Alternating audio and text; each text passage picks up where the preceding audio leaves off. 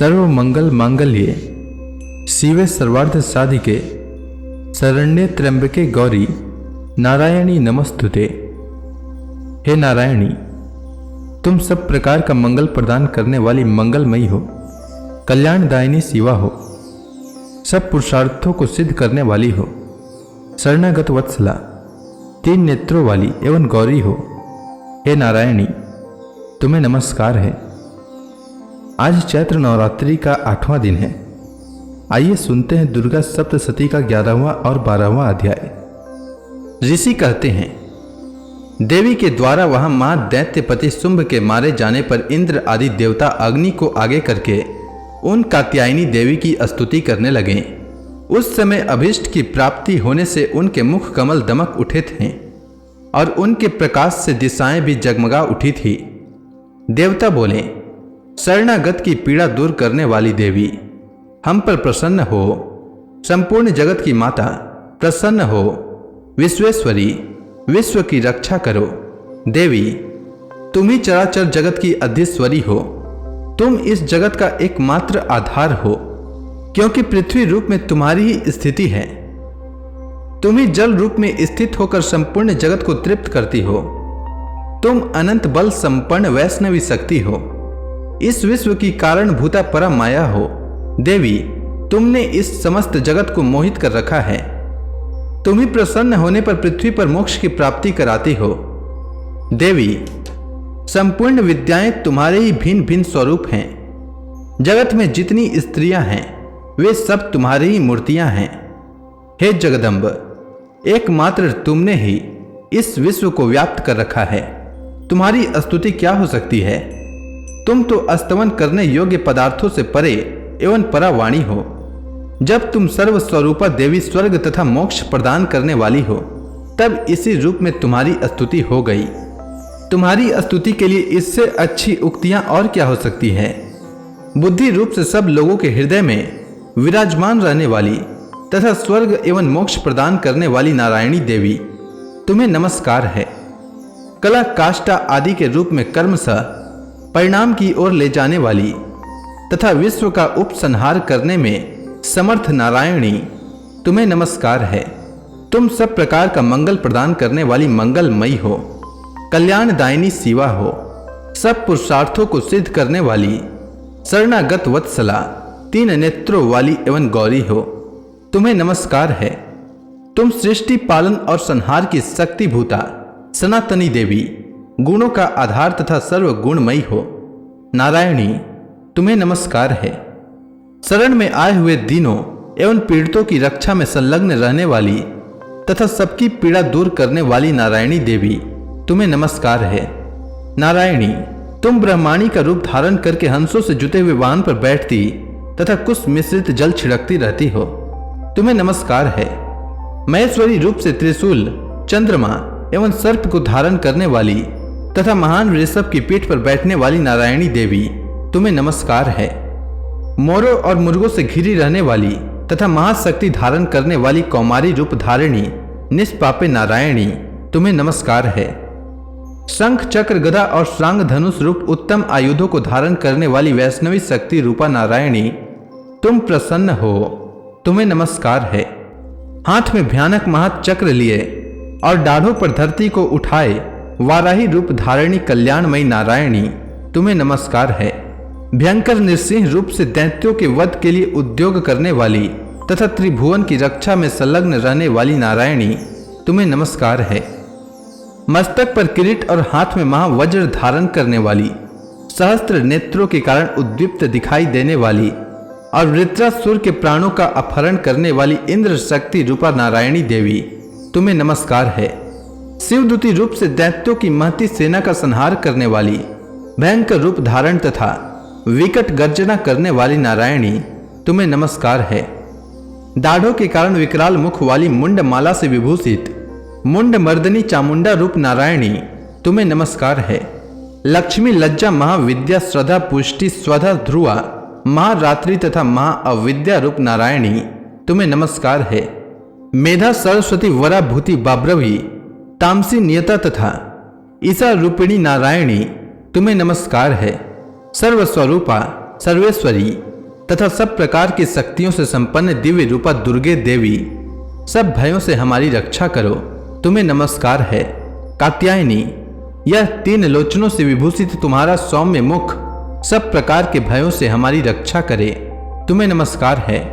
भद्रकाली, ज्वालाओं के कारण विकराल प्रतीत होने वाला, अत्यंत भयंकर और समस्त असुरों का संहार करने वाला तुम्हारा त्रिशूल भय से हमें बचाए, तुम्हें नमस्कार है।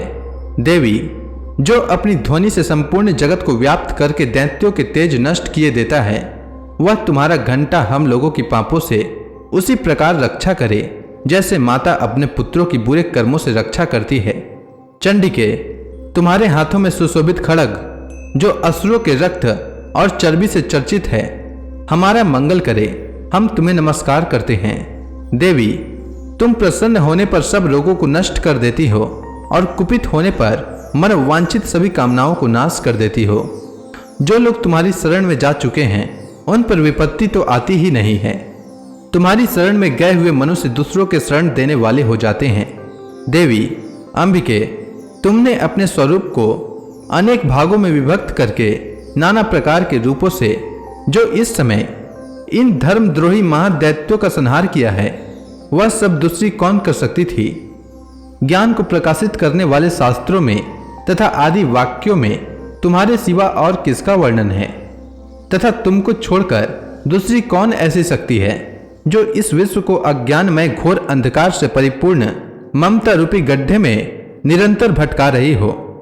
जहां राक्षस, जहां भयंकर विष वाले सर्प, जहां शत्रु, जहां लुटेरों की सेना और जहां दावा नल हो, वहां तथा समुद्र के बीच में भी साथ रहकर तुम विश्व की रक्षा करती हो।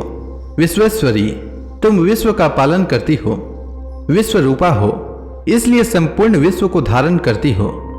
तुम भगवान विश्वनाथ की भी वंदनीय हो।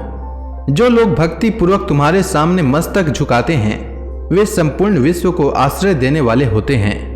देवी प्रसन्न हो, जैसे इस समय असुरों का वध करके तुमने शीघ्र ही हमारी रक्षा की है, उसी प्रकार सदा हमें शत्रुओं के भय से बचाओ। संपूर्ण जगत का पाप नष्ट कर दो और उत्पात एवं पापों के फल स्वरूप प्राप्त होने वाले महामारी आदि बड़े बड़े उपद्रवों को शीघ्र दूर करो। विश्व की पीड़ा दूर करने वाली देवी, हम तुम्हारे चरणों पर पड़े हुए हैं, हम पर प्रसन्न हो। त्रिलोक निवासियों की पूजनीय महेश्वरी, सब लोगों को वरदान दो। इसके बाद देवी बोली, देवताओं, मैं वर देने को तैयार हूं। तुम्हारे मन में जिसकी इच्छा हो वह वर मांग लो। संसार के लिए उस उपकारक वर को मैं अवश्य दूंगी। देवता बोले, सर्वेश्वरी, तुम इसी प्रकार तीनों लोकों की समस्त बाधाओं को शांत करो और हमारे शत्रुओं का नाश करती रहो। देवी बोली, देवताओं, वैवस्वत मनवंतर के 28वें युग में शुंभ और निशुंभ नाम के 2 अन्य महादैत्य उत्पन्न होंगे। तब मैं नंदगोप के घर में उनकी पत्नी यशोदा के गर्भ से अवतीर्ण हो विंध्याचल में जाकर रहूंगी और उक्त दोनों असुरों का नाश करूंगी। फिर अत्यंत भयंकर रूप से पृथ्वी पर अवतार ले मैं वैप्रचित नाम वाले दानवों का वध करूंगी। उन भयंकर महादैत्यों का भक्षण करते समय मेरे दांत अनार के फल की भांति लाल हो जाएंगे। तब स्वर्ग में देवता और मृत्यु लोक में मनुष्य सदा मेरी स्तुति करते हुए मुझे रक्त दंतिका कहेंगे। फिर जब पृथ्वी पर 100 वर्षों के लिए वर्षा रुक जाएगी और पानी का अभाव हो जाएगा, उस समय मुनियों के स्तवन करने पर मैं पृथ्वी पर अयोनिजा रूप में प्रकट होंगी और 100 नेत्रों से मुनियों को देखूंगी। अतः मनुष्य शताक्षी इस नाम से मेरा कीर्तन करेंगे। देवताओं, उस समय मैं अपने शरीर से उत्पन्न हो शाकों द्वारा समस्त संसार का भरण पोषण करूंगी। जब तक वर्षा नहीं होगी तब तक वे शाक ही सबके प्राणों की रक्षा करेंगे। ऐसा करने के कारण पृथ्वी पर शाकंभरी के नाम से मेरी ख्याति होगी। उसी अवतार में मैं दुर्गम नामक महादैत्य का वध भी करूंगी। इससे मेरा नाम दुर्गा देवी के रूप में प्रसिद्ध होगा। फिर मैं जब भीम रूप धारण करके मुनियों की रक्षा के लिए हिमालय पर रहने वाले राक्षसों का भक्षण करूंगी, उस समय सब मुनि भक्ति से नतमस्तक होकर मेरी स्तुति करेंगे। तब मेरा नाम भीमा देवी के रूप में विख्यात होगा। जब अरुण नामक दैत्य तीनों लोकों में भारी उपद्रव मचाएगा, तब मैं तीनों लोकों का हित करने के लिए 6 पैरों वाले असंख्य भ्रमरों का रूप धारण करके उस महादैत्य का वध करूंगी। उस समय सब लोग भ्रामरी के नाम से चारों ओर मेरी स्तुति करेंगे। इस प्रकार जब जब संसार में दानवी बाधा उपस्थित होगी, तब तब अवतार ले मैं शत्रुओं का संहार करूंगी। इस प्रकार से मार्कंडे पुराण में सावर्णिक मनवंतर की कथा के अंतर्गत देवी महात्म्य में देवी स्तुति नामक 11वां अध्याय पूरा हुआ। अब आइए श्रवण करते हैं 12वां अध्याय। देवी बोली, देवताओं, जो एकाग्रचित्त होकर प्रतिदिन इन स्तुतियों से मेरा स्तवन करेगा, उसकी सारी बाधा मैं निश्चय ही दूर कर दूंगी। जो मधु कैटभ का नाश, महिषासुर का वध तथा शुंभ निशुंभ के संहार का प्रसंग का पाठ करेंगे तथा अष्टमी, चतुर्दशी और नवमी को भी जो एकाग्रचित्त हो भक्ति पूर्वक मेरे उत्तम महात्म्य का श्रवण करेंगे, उन्हें कोई पाप नहीं छू सकेगा। उन पर पाप जनित आपत्तियां भी नहीं आएंगी। उनके घर में कभी दरिद्रता नहीं होगी और उनको कभी प्रेमी जनों के विच्छोह का कष्ट भी नहीं भोगना पड़ेगा। इतना ही नहीं, उन्हें शत्रुओं से, लुटेरों से, राजा से, शस्त्र से, अग्नि से तथा जल की राशि से भी कभी भय नहीं होगा। इसलिए सबको एकाग्रचित्त होकर भक्ति पूर्वक मेरे इस महात्म्य को सदा पढ़ना और सुनना चाहिए। यह परम कल्याण कारक है। मेरा महात्म्य महामारी जनित समस्त उपद्रवों तथा आध्यात्मिक आदि तीनों प्रकार के उत्पातों को शांत करने वाला है। मेरे जिस मंदिर में प्रतिदिन विधि पूर्वक मेरे इस महात्म्य का पाठ किया जाता है, उस स्थान को मैं कभी नहीं छोड़ती। वहां सदा ही मेरा सन्निधान बना रहता है। बलिदान, पूजा, होम तथा महोत्सव के अवसरों पर मेरे इस चरित्र का पूरा पूरा पाठ और श्रवण करना चाहिए। ऐसा करने पर मनुष्य विधि को जानकर या बिना जाने भी मेरे लिए जो बलि, पूजा या होम आदि करेगा, उसे मैं बड़ी प्रसन्नता के साथ ग्रहण करूंगी। शरत काल में जो वार्षिक महापूजा की जाती है, उस अवसर पर जो मेरे इस महात्म्य को भक्ति पूर्वक सुनेगा, वह मनुष्य मेरे प्रसाद से सब बाधाओं से मुक्त तथा धन, धान्य एवं पुत्र से संपन्न होगा। इसमें तनिक भी संदेह नहीं है। मेरे इस महात्म्य, मेरे प्रादुर्भाव की सुंदर कथाएं तथा युद्ध में किए हुए मेरे पराक्रम सुनने से मनुष्य निर्भय हो जाता है।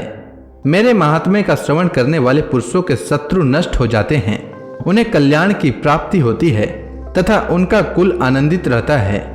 सर्वत्र शांति, कर्म में बुरे स्वप्न दिखाई देने पर तथा ग्रह जनित भयंकर पीड़ा उपस्थित होने पर मेरा महात्म्य श्रवण करना चाहिए।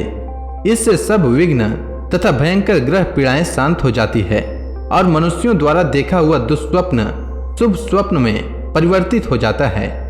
बाल ग्रहों से आक्रांत हुए बालकों के लिए यह महात्म्य शांति कारक है तथा मनुष्यों के संगठन में फूट होने पर यह अच्छी प्रकार मित्रता करने वाला होता है।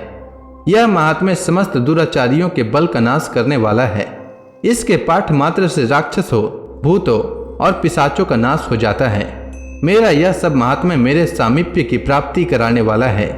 पशु, पुष्प, अर्घ्य, धूप, दीप, गंध आदि उत्तम सामग्रियों द्वारा पूजन करने से, ब्राह्मणों को भोजन कराने से, होम करने से, प्रतिदिन अभिषेक करने से, नाना प्रकार के अन्य भोगों का अर्पण करने से तथा दान देने आदि से 1 वर्ष तक जो मेरी आराधना की जाती है और उससे मुझे जितनी प्रसन्नता होती है, उतनी प्रसन्नता मेरे इस उत्तम चरित्र का एक बार श्रवण करने मात्र से हो जाती है। यह महात्म्य श्रवण करने पर पापों को हर लेता और आरोग्य प्रदान करता है। मेरे प्रादुर्भाव का कीर्तन समस्त भूतों से रक्षा करता है तथा मेरा युद्ध विषयक चरित्र दुष्ट दैत्यों का संहार करने वाला है। इसके श्रवण करने पर मनुष्यों को शत्रु का भय नहीं रहता। देवताओं, तुमने और ब्रह्म ऋषियों ने जो मेरी स्तुतियां की है तथा ब्रह्मा जी ने जो स्तुतियां की है, वे सभी कल्याणमयी बुद्धि प्रदान करती है। वन में, सुने मार्ग में अथवा दावा नल से घिर जाने पर, निर्जन स्थान में लुटेरों के दाव में पड़ जाने पर या शत्रुओं के पकड़े जाने पर अथवा जंगल में सिंह, व्याघ्र या जंगली हाथियों से पीछा करने पर, कुपित राजा के आदेश से वध या बंधन के स्थान में ले जाए जाने पर अथवा महासागर में नाव पर बैठने के बाद भारी तूफान से नाव के डगमग होने पर और अत्यंत भयंकर युद्ध में शस्त्रों का प्रहार होने पर अथवा वेदना से पीड़ित होने पर या सभी भयानक बाधाओं के उपस्थित होने पर जो मेरे इस चरित्र का स्मरण करता है वह मनुष्य संकट से मुक्त हो जाता है। मेरे प्रभाव से सिंह आदि हिंसक जंतु नष्ट हो जाते हैं तथा लुटेरे और शत्रु भी मेरे चरित्र का स्मरण करने वाले पुरुष से दूर भागते हैं।